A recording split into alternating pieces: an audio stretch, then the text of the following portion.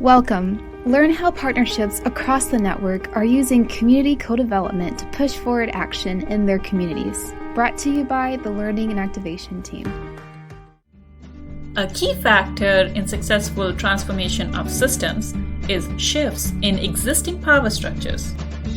Shifting power requires not just community engagement in the work, but co-development of strategies and implementation plans with the community. Several Cradle to Career network members are leaning into community expertise and actively working to shift local power structures. Of course, this shift takes time and requires intentional planning, thoughtful engagement, and appropriate resource allocation to achieve success. Here are some emerging stories of progress from a few of the Cradle to Career network partnerships. In 2017, the Roadmap Project launched a community leadership table to disrupt their white-dominated grass-tops lens. This team, which is co-created by the community and the partnership, serves as the partnership's leadership body that lifts diverse community needs. It holds the partnership accountable to moving power to families and young people. To inform local responses to the pandemic, the Community Leadership Table engaged in advocacy and communication efforts. They created guidelines to inform the use of community rapid resource funds that directly funded grassroots organizations that support young people and families. Across the country on the East Coast, ROC the Future is partnering with parents as consultants to guide the work. The Parent Engagement Collaborative Action Network, or PECAN, meets monthly and works with parents.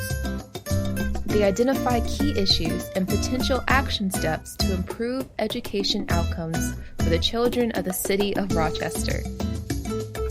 In late April, over 80 parents, providers, and organizations met virtually to identify needs and plan supports for local families during the COVID crisis.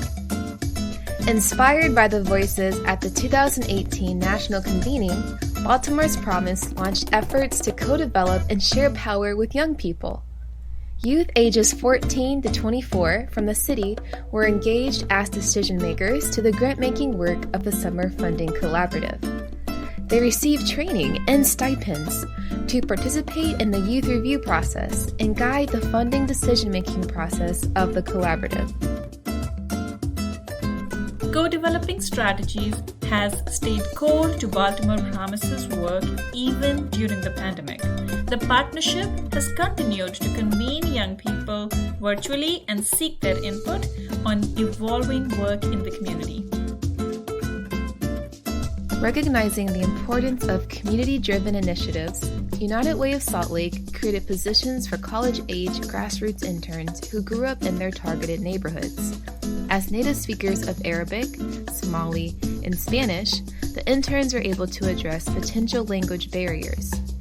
One of the interns' first initiatives was to increase the completion of early childhood developmental assessments. This led to a 30% increase in completion in the priority zip code. In the COVID recovery phase, the United Way of Salt Lake is creating a design challenge. They are supporting teams of partner organizations, teachers, school administrators, parents, and youth to reimagine school. The partnership is ensuring that this process engages youth and parents as equals. How could you engage young people and families in co-developing and leading local work? See this helpful tool from the Center for Community Investment to self-assess where your partnership currently is. What will it take to move toward the rightmost column? Thank you for watching. To see more, check out the July 2020 Learning News on the Partner Portal.